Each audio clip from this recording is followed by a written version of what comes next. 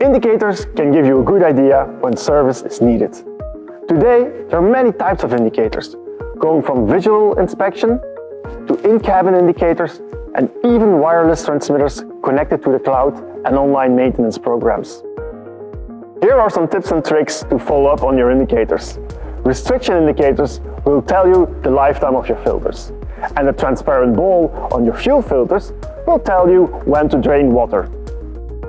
Installing these on your vehicles will result in better filtration and overall cost saving due to less unforeseen downtime.